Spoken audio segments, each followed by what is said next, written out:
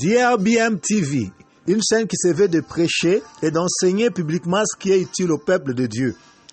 DRBM TV, une chaîne qui se veut d'annoncer la bonne nouvelle de la grâce de Dieu, prêcher la repentance envers Dieu et la foi en notre Seigneur Jésus-Christ. DRBM TV, une chaîne qui se veut d'exhorter, d'édifier et d'encourager le peuple de Dieu à persévérer dans la foi et dans la crainte de Dieu. DRBM TV, une chaîne qui se veut d'inciter le peuple de Dieu à une méditation régulière et la mise en pratique de la parole de Dieu pour sa délivrance et une bonne croissance spirituelle. DRBM TV, une chaîne qui se veut d'inciter le peuple de Dieu à la prière persévérante à l'instar d'Élie pour changer l'histoire de sa génération. DRBM TV, une chaîne qui se veut de prêcher la repentance et la conversion à Dieu avec la pratique d'œuvres dignes de la repentance. Veuillez vous abonner à notre chaîne YouTube DRBM TV pour être à jour et ne... Le roi dit que Dieu me punisse dans toute sa rigueur si la tête d'Élisée, fils de Scapat, reste aujourd'hui sur lui. Pour le roi de Samarie, la réponse à son problème, c'est entre les mains du prophète Élisée. Le roi s'étonne. Comment, pendant qu'un grand prophète est là, comment cette situation peut perdurer comme ça? C'est que l'Église ne fait rien. C'est que Élisée n'intercède pas pour que les choses changent. C'est que Élisée est contre moi.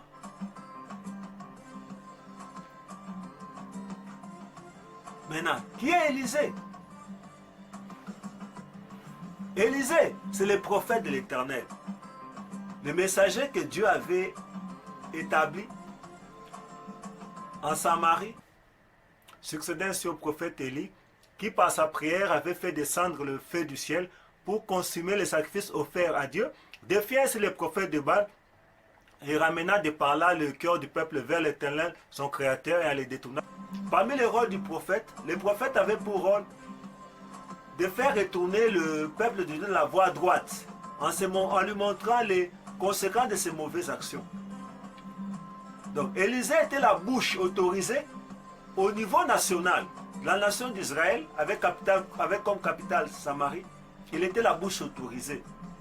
Donc on peut être une bouche autorisée au niveau familial, au niveau local, au niveau provincial, au niveau national, et même sur le plan international. Et sur le plan national, en Israël, Élisée était une bouche autorisée. De par là, on peut donner quelques caractéristiques d'une bouche autorisée. Une bouche autorisée, c'est une personne à qui nous reconnaissons le mandat divin, le mandat de parler de la part de Dieu pour le salut d'une nation. Cette bouche autorisée, c'est un serviteur de Dieu. C'est un oint de Dieu. Primo, c'est quelqu'un qui ne se recommande pas lui-même. C'est la population qui constate que c'est une bouche autorisée de Dieu. Donc c'est Dieu qui les recommande au peuple. Et le peuple constate que ce serviteur a vraiment Dieu.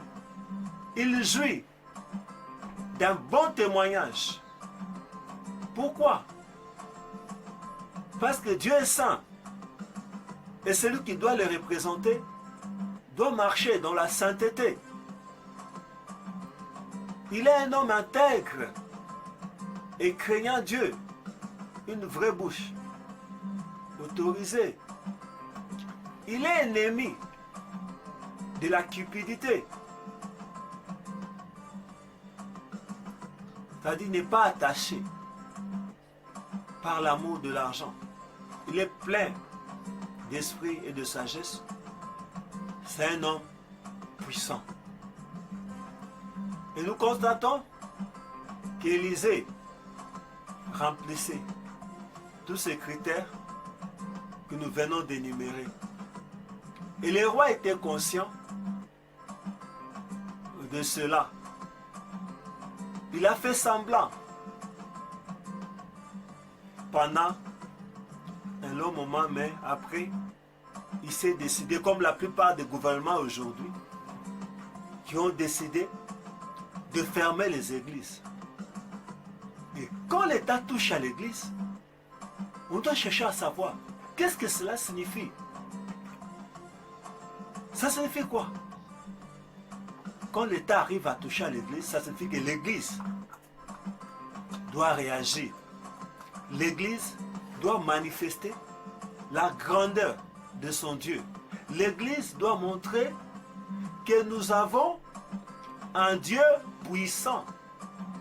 Parce que quand nous lisons dans Ephésiens 3, verset 10, la Bible nous dit, afin que les dominations et les autorités dans le lieu céleste connaissent aujourd'hui par l'Église la sagesse infiniment variée de Dieu. L'Église sur la terre, c'est le moyen par lequel Dieu va démontrer qu'il est le Tout-Puissant. Alors le roi s'est dit, si cette situation perdure, c'est que Élisée ne prie pas pour la nation. C'est que Élisée est complice que cette situation perdure. Alors le roi s'est dit, en tout cas, je vais toucher à Élisée. En tout cas, je dois tuer Élisée. Maintenant, nous allons voir comment était la réaction du prophète quand il a appris que, quand Dieu lui a informé que le roi veut le tuer, le roi veut l'éradiquer. On va le voir. Nous allons le lire dans 2 Rois 6 au verset 32. Or, Élisée était assis dans sa maison et les anciens étaient assis auprès de lui. Le roi envoya quelqu'un devant lui. Mais avant que le messager soit arrivé, Élisée dit aux anciens, « Voyez-vous que ce fils d'assassin envoie quelqu'un pour m'ôter la tête. Écoutez, quand le messager viendra, fermez la porte et repoussez-les avec la porte. Les bruits des pas de son maître ne se fait-il pas entendre derrière lui? » Il a parlé encore et déjà le messager était descendu vers lui et disait, « Voici, ce mal vient de l'Éternel. Qu'ai-je à espérer encore de l'Éternel? » Élisée a compris que si le roi cherche à le tuer, ce n'est pas au fait le roi. C'est Dieu qui a poussé le roi à venir tuer Élisée. Parce que pour Dieu, le temps était déjà accompli.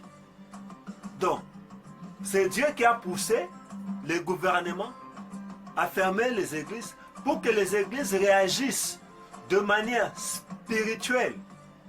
Pour que les églises réagissent par la puissance de Dieu. Afin que la situation change, afin que cette crise puisse s'arrêter, afin que la malédiction puisse s'arrêter. Certes, Samarie était là sous les jougs de la malédiction. Mais le roi avait compris que par la prière d'un homme, d'un roi de Dieu, d'une bouche autorisée, les choses pourront changer. Par la prière d'un homme,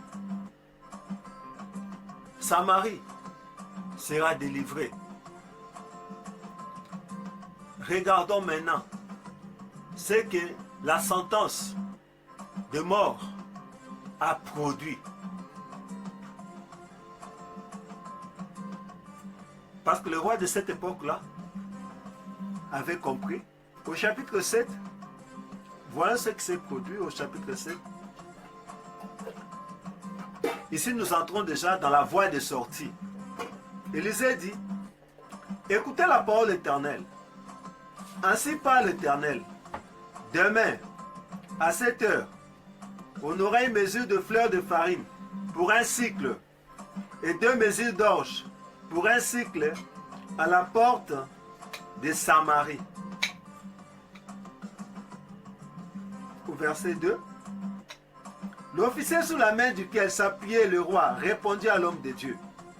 Quand l'Éternel ferait des fenêtres au ciel, pareille chose arriverait-elle? Élisée dit, tu le verras de tes yeux, mais tu ne mangeras point. Amen. Église, l'État a besoin de toi. Il a besoin de la manifestation de la puissance de ton Dieu pour résoudre la crise économique, sociale. Le gouvernement est dépassé, Église. Église, ton Dieu ordonne que tu sois puissant. Psaume 68, verset 28. Sois la solution au problème de ta génération. Comme le fit le prophète Élisée à son époque. Alléluia. Amen. Pour ceux-là qui sont debout, persévérer, implorer la grâce de Dieu, ainsi que la manifestation de sa puissance pour libérer la nation de toutes ces crises.